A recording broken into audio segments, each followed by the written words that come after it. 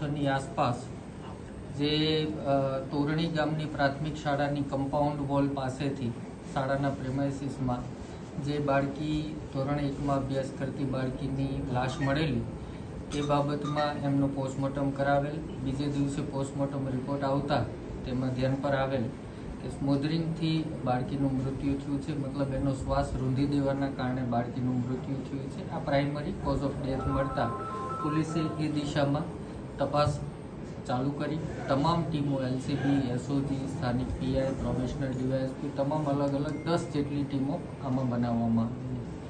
શાળામાં જઈ પોલીસે પોતે સામાજિક સંસ્થાના કાર્યકર છે અથવા શિક્ષણ વિભાગથી છે એવી રીતે અલગ અલગ બાળકોની પૂછપરછ કરતા ધ્યાનમાં આવેલું કે આ બાળકી શાળામાં હાજર નહોતી, પ્રાર્થનામાં પણ નહોતી, જે મધ્યાહન ભોજન હેઠળ દૂધ આપવામાં આવે છે સવારે તેમાં પણ નહોતી.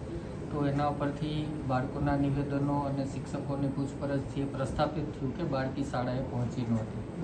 સમગ્ર બનાવની હકીકત એવી હતી કે સવારે આશરે 10:20ની આજુબાજુમાં પ્રિન્સિપાલ ગોવિંદભાઈ નટ પોતાની ગાડી લઈને સ્કૂલે જતા હતા ત્યારે એની માતા રસ્તામાં બાળકીને લઈ અને ઊભા હતા. એમણે આ પ્રિન્સિપાલની ગાડી રોકાવી અને એમની ગાડીમાં આ દીકરીને બેસાડી દીધી.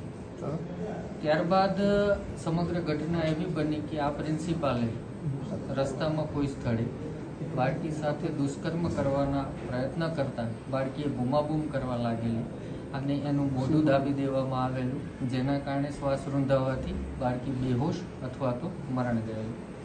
ત્યારબાદ આ પ્રિન્સિપાલ પોતાની ગાડી, જે સંપૂર્ણપણે કાળા કાચવાળી ગાડી રાખે છે, આ પ્રિન્સિપાલે પોતાની ગાડી શાળામાં જઈ નિયત જગ્યાએ પાર્ક કરી લોક કરી દીધેલી છે. સાંજના આશરે 4:45 એણે ગાડીના કાચ થોડા ખોલી નાખેલા, જેથી કોઈ વ્યક્તિ જોવે તો એવું પ્રસ્થાપિત થઈ શકે કે ગાડીમાં પુરાઈ ગયેલી.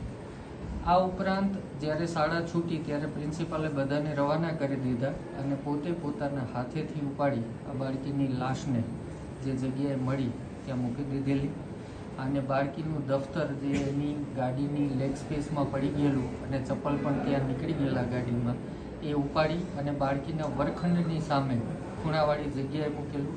જે અમારી પૂછપરછમાં બાળકોએ સ્પષ્ટપણે જણાવ્યું હતું કે આખા દિવસ દરમિયાન આ દફતર અહીંયા નહોતું.